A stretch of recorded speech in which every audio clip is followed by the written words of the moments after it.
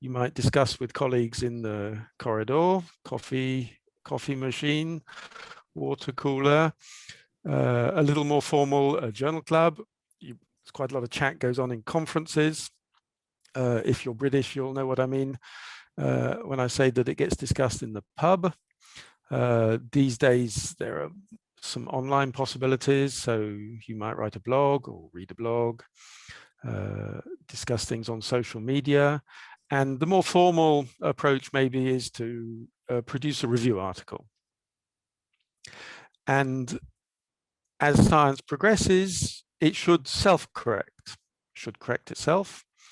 And the kind of theoretical official approach for that is that there are new articles that supersede previous ones. If you need to complain about something, you might write letters to the editor. And theoretically, at least, there are also journal commenting systems. But all of these methods of discussion and correction have flaws, so they can be restricted, dispersed, slow, ephemeral. In terms of journal commenting systems, they're pretty much moribund. And I'm often reminded of something that Max Planck said, and it's much better in the paraphrased, shortened English version. And he said that science advances one funeral at a time. So, you do wonder if scientific progress couldn't be accelerated a bit. And it's not that easy. That was one of the aims of the poll. It's been my own experience, is that it's incredibly hard sometimes to get something corrected in the literature, especially if it's, in Cell written by somebody at Harvard, for example, extraordinarily difficult. And at least part of the problem is that there are conflicts of interest or potential conflicts of interest pretty much at every stage. The authors subject to a lot of pressure to produce things, journals who have their reputations to look after, institutions who certainly also have their reputations to look after. And one can and should try and manage these conflicts of interest, but they do exist and they probably do play quite an important role. And as both Jennifer and Elizabeth pointed out on the previous days, it's sometimes just very, very difficult to get people to pay attention and to correct things, even when the problems are obvious. And you probably all know the quote from Upton Sinclair that's relevant there. So, there are a lot of new technologies around, this thing called the internet, and why not set up a more direct system, researcher to researcher, if you like, to cut out, if useful anyway, some of these intermediaries and bypass the conflicts of interest. And thus was born quite a simple idea in a way, PubPeer, that launched in 2012. So it was launched by my colleague Brandon Stell, whose photo is there, developer George Smith, and his brother, in fact, Richard Smith. So initially, the website was anonymous, you may remember, and a point when it became a non-profit organization in the US in 2015, the organizers went public, and I had been involved informally and became involved formally at that point, joined the board. So what is PubPeer? It's a pretty straightforward idea. Every scientific article has a DOI, a digital object identifier, or some preprints have their own IDs, archive IDs. And with one of those keys, identification numbers, we're able to collect from public databases sufficient metadata to create a page, a dynamic page for any published article. So the title, the data publication, the author list, the journal, the information that's available, and you will find an edit box below. And if you have something to say about the article, you can type your comment in the box, press submit, and with a potential delay for moderation, it will be made available to everybody, so worldwide, in this centralized platform where you know where to look for things. It's hopefully permanent. It's very rapid, immediate if you're a trusted commenter. And we do allow anonymous commenting. So I'll come back to that in a moment. We assign these names from the tree of life, and we still haven't gotten around to correcting the capitalization of the specific, I think it is. So every published article in all scientific domains has one of these pages, if the publisher has done their job anyway, and you can enter your comments. And that also includes many books. Data sets now have DOIs as well. And so they can, in principle, all be commented on PubPeer. So when we started the site, what happened? Well, most of you know this, I think. There was a flood of comments pointing out image duplications in articles, lots of them, and image duplications that suggest that somebody has been naughty. And the scientists at PubPeer, so we're actually electrophysiologists. I've never run a gel in my life. And we just had no idea that there was, this much cheating in the universe. Yet here it was, all appearing on the site.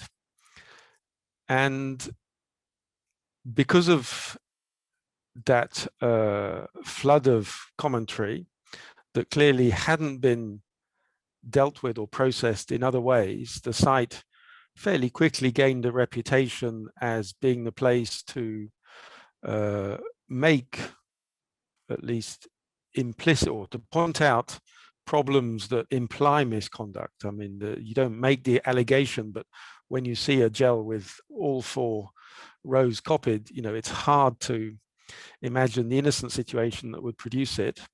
And because of that association with misconduct, then the question of anonymity became a perceived problem, in that you might allow people to denigrate people with impunity. So it's important to understand that you cannot write any old allegation on PubPeer, and that's never been the case. And over time, the guidelines and moderation procedures have evolved, become a bit more codified and effective, we hope. So every comment has to have scientific substance. It has to be original in the sense that there's no point in just repeating something in the comment thread. So people who say, I agree, I disagree, generally we don't bother with those. No insults, of course. The comment needs to be relevant to the article. It needs to appear to have some support if you're making an argument. It must be publicly verifiable or falsifiable. So it may be wrong. It's not reviewed scientifically, and you have to read it for yourself to decide, but you must have the information to hand to make that decision. So maybe, unfortunately, that makes the site quite incompatible with insider whistleblowing. You know of a problem in the lab, but you have no external proof for it. We're not the website for you.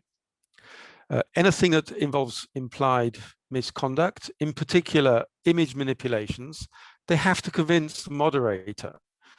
And the bar is not low. So I was actually interested by the examples shown by Corinna Raimondo. Neither of those would actually probably be allowed on PubPeer now, yet they were apparently genuine problems.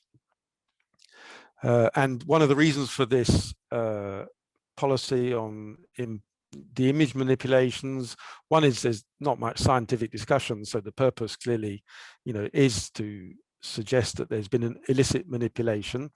And secondly, we don't want to, be defending 100 defamation suits either. So we want things to be good enough that we can envisage a truth defense if it ever comes to blows. Authors have a permanent right of reply, and they usually receive email alerts if the email is functional and has been entered by the user or can be obtained automatically. And I think it's worth pointing out that all discussion of an article is therefore attached to an article. You can't form information bubbles like you can on Twitter or Facebook, where you're in your own echo chamber. That doesn't happen on PubPeer at all. It's just not possible. There are facilities for reporting abuse. If you see a comment that you think is not within our guidelines, please do report it. We check all of those reports at least daily and examine them all carefully. There's now really quite effective community surveillance. If you say something wrong, other commenters will jump on you pretty quickly. And it's always worth remembering when people complain that publication was the author's choice. Okay, this is something they chose to make publish. They were happy to certify that it was right. And I see it's got lost from my list. Nearly all of the kind of litigious threads would be resolved if the authors showed their data. Okay, but somehow they don't, or usually don't. And the overall conclusion of this is, although there are a lot of weaknesses in the site operation, the anonymity in theory, in practice, we believe it works very well. The accuracy of comments is very high. And if you want to criticize the site, it would be a lot better to do so on the basis of examples, even quantitative data, of the problems you imagine might occur. Because I'm going to argue that it's a theoretical possibility, but it doesn't happen in practice. And I think the combination of all of this is that PubPeer is really quite unlike most social media. It's not a, anything goes kind of forum. It's very constrained, quite strictly moderated. And that's the point I want to get across with that. So I think you may be interested to know a little bit about the site. So these are statistics, some historical, some up to date. So on the right, you have a graph of comment volume as a function of time. And that's led to the current database holding 120,000 user comments on 40,000 papers in 5,000 journals. We get about 600,000 page views per month. In terms of whether comments are moderated before posting or not, a little under half are moderated before being posted, and the rest come from trusted users who can be greylisted if they abuse our trust. About 10% of comments or threads now have author replies. There were none initially, but that has gone up. Whether they're satisfactory is another question.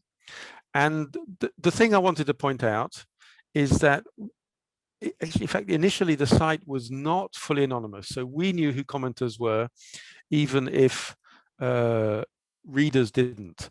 And at some point we introduced full anonymity. That's the gray arrow. And from then on, our traffic shot up. And of interest is that a competing platform started a little after ours, PubMed Commons, very similar in principle, backed up by the PubMed site. So traffic must have been 1,000 times ours, 10,000 times ours. I mean, gigantic. And for a while, actually, we were receiving similar comment volumes, but they never really progressed. So I think partly that they didn't really push it. But the other big difference was that they didn't allow anonymity. And so commenters, there were lots of comments that people just wouldn't make, strong criticism in some cases, or these allegations of potential misconduct, just couldn't go on PubMed Commons, and it never really took off. And in the end, they canned it.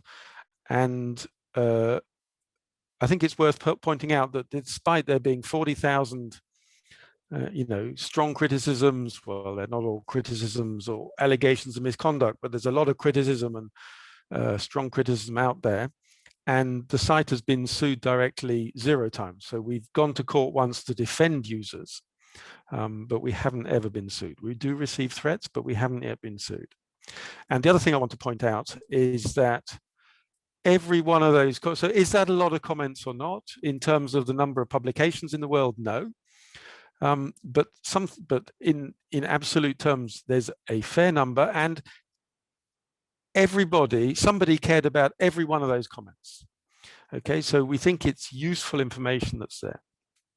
I want to talk a little bit about integration of PubPeer. So obviously we receive information and depend completely on information from our commenters, some of whom are very regular flyers. You've met Elizabeth Bick. Some are anonymous, so if you spend any time on the site, you'll see Hoya camphorifolia.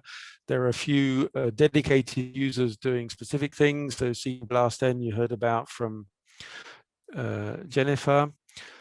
We pull in links to curation services from Prelights, our sister site periodicals for all kinds of virtual journals, the Science Media Center, peer community journals. There's a bi-directional link with bioRxiv and medRxiv. So if they have comments, we link to their preprint. And if we have comments on a preprint, they point back to those comments. We'd be happy to link to journal comments elsewhere. If there are editorial actions, if they're referenced in the databases, they're not very reliable generally. We link to blogs, or people link to blogs, and we have a bidirectional integration with Twitter. So there are useful threads on Twitter, science Twitter, that we embed, and there's a bit of interaction with the PubPeer bot and automaton. And our overall policy is just to gather as much useful user-generated content. We're only interested in the substance. How do you learn about what's in PubPeer? So you can visit the site, search, set up email alerts, you can save searches. We produce browser extensions for all the major browsers except Opera, if you count it as major. And the way these work is they recognize DOIs wherever you're browsing and alert you to the existence of discussion on those papers. Please install them. So you get alerts as you browse. We also have an extension for the Zotero reference manager. Same principle, alerts as you cite. Please install it if you use Zotero. I mentioned the preprint servers and Twitter. So several people have asked for integration between PubPeer and journals. And in fact, that already exists. So we produce dashboards to which journals, publishers as a whole, institutions, and in fact, companies, we recently had a subscription, can subscribe. And the benefits for subscribers are you receive email alerts whenever one of your journals or institutions' papers are commented. You get access to all the historical commentary on the same affiliations, and you can use the account for official communications, which is sometimes more convenient and flexible, in particular to respond to questions on PubPeer rather than trying to set up an expression of concern or something like that. I believe people would find it useful for community insight. As we say, every comment is somebody feeling strongly about something. And it can be useful to, I guess, in particular, an editorial team to just know what people think and say about their papers. And of course, the subscriptions support site operation, and we're grateful to those journals and institutions that have subscribed. So all of these outputs mean that your comments will get noticed if you post to PubPeer. So now I want to start taking a couple of steps back, and I want to really drive home the distinguishing feature and central mission of PubPeer is that we're there for the readers, okay? We're not there in the first instance, for the authors, for the journals, for the institutions. We're there to protect the readers when there is an issue in an article. Now, let's do a thought experiment. Let's imagine that you're in the middle of a global pandemic and an unstable politician references the scientific literature in a potentially harmful way. Okay, so this really could happen. And were it to happen, who are you going to call? You're going to write to the journal. Okay, so in this particular case, the journal is run by associates of the lead author of the article. So they may not handle it very robustly, and they may not do so very quickly. You could write to the institution, maybe. They tend to be even slower. So I live in France, and I can tell you that the politics of hospitals in Marseille are a little tangled, and I'm not sure that things would get sorted out very quickly there either. Yet there's an emergency. I mean, when this did happen, it felt like, you needed to answer in an hour. So of course people took to social media, people, used whatever outlet they had, but this is where the features of PubPeer really come into their own. It's immediate, it's centralized, where to look for something, you're looking for the comments on the article, it's available worldwide, it's anonymous if you want to avoid the various troll armies roaming on social media. Yet it's moderated, there's no information bubble, so there's some fairness to the authors as well. And that's exactly what happened. There was a lot of discussion on these and a few other papers of the same sort that happened during the pandemic. And, it's clear that the official channels are just a pure irrelevance in that kind of emergency. And in fact, the same principle applies in many other situations. So imagine the project you put your PhD on, somebody published a beautiful paper in a glamour journal, and you want to follow it up. The problem is it doesn't work, and it doesn't work because there's a problem in the paper that you didn't know about.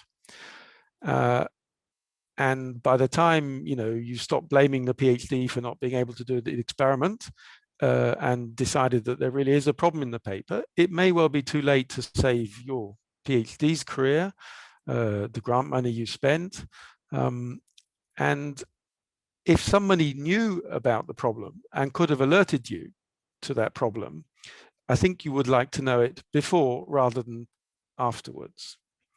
And the point really is that, if an expert has any question or, more precise analysis of a problem, for the readers, it's so important to share that as soon as possible. An article is consumed, has its influence, both scientifically and in terms of careers and grants and so on, soon after it's published. And if the feedback arrives 5 years later, it's too late. And there's a basic tension there between protecting the readers, which requires speed and due process, protecting the authors, journals and institutions' reputations maybe, which takes time. And we've chosen to protect the readers with all the safeguards that you saw in the previous slides. Now, one thing I'd also like to stress that is exactly a continuation of that. It can be very irritating or frustrating when you share information about an obvious problem in the paper and nothing happens, and usually nothing happens. But you shouldn't be too disheartened. If you've made the comment on PubPeer, you've made it public, and that can help other researchers, irrespective of any official action or inaction that occurs. I'll still take one further step back and give a little bit of thought to where we're going. And I think actually we're getting this all wrong. The research police have failed. So the research police are, the integrity officers, the official channels, the due process, trying to deal with problems that are reported after they've been published. So one, things just aren't scaling. So there's a kind of flooding the zone situation where it may well be that, in 20 years' time, the bad research produced today will have been forgotten and science will have corrected itself. But that's no consolation for those of us today having to process and deal with the flood of bad science. We're having to compete with people who may be cheating or cutting corners. We may be trying to build on that science, and we need a better way of dealing with that. And if you give it a moment's thought, some sort of prevention has to be infinitely preferable to this kind of ad hoc, post hoc enforcement. We have to do it, but there must be a better way. And I think, first of all, as a community, we need to really swing around to making it the author's responsibility to ensure that their work is high quality. So that, of course, means rewarding good science. And we're not doing that very well. But I think, and it maybe is a bit nasty or unpopular, but I think we're really going to have to discourage bad science as well. And I don't mind if bad science attracts a stigma. I think it may need to, an individual stigma. If you do bad science, it should be a problem. You should care and you should want to sort it out quickly. There's a perfectly good COPE guideline that says if an image has been manipulated, the paper should be retracted. I don't understand why it's not applied much more robustly. So everybody goes through a much more general procedure, but there's a specific guideline for image manipulation, and it's very forthright. And it was written by Nature, sorry. As a community, it's been pointed out that, you know, researchers do end up taking most of the decisions about researchers' careers, grants, papers. So we can take information into account. You know, if somebody's produced bad research or good research, say so and do something about it. Give them the grant. Don't give them the grant. The one big thing I think we can change is to make mandatory the full data access, and it should be at publication. So if you have access to the data, you can perform much more invasive checks of work, and it also makes it much, much harder and much riskier to cheat. But it's only going to work if it's mandatory for everybody and at publication.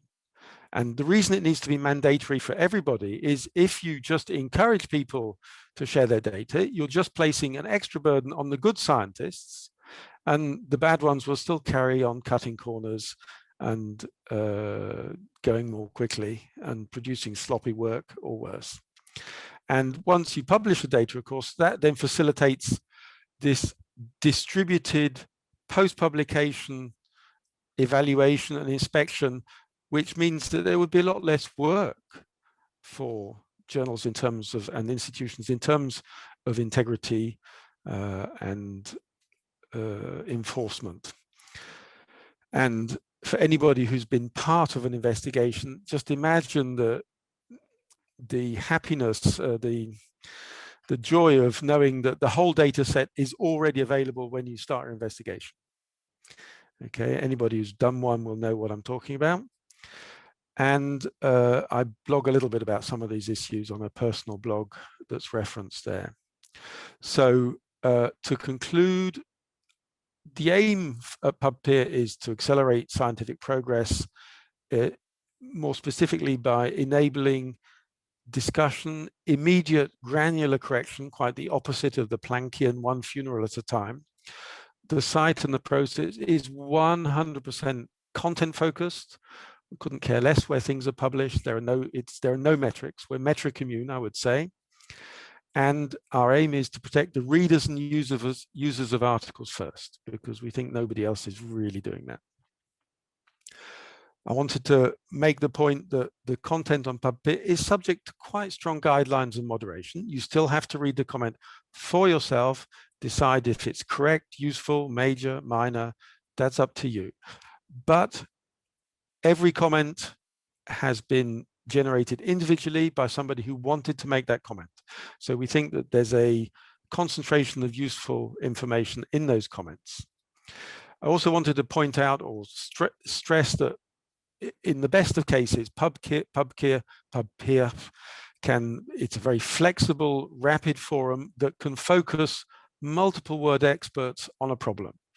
So in terms of just analyzing papers, if you have a situation where Elizabeth, Bick, and some of the regular pseudonymous users of PubPeer are taking it apart, you're going to get a pretty expert opinion of what's going on in that paper.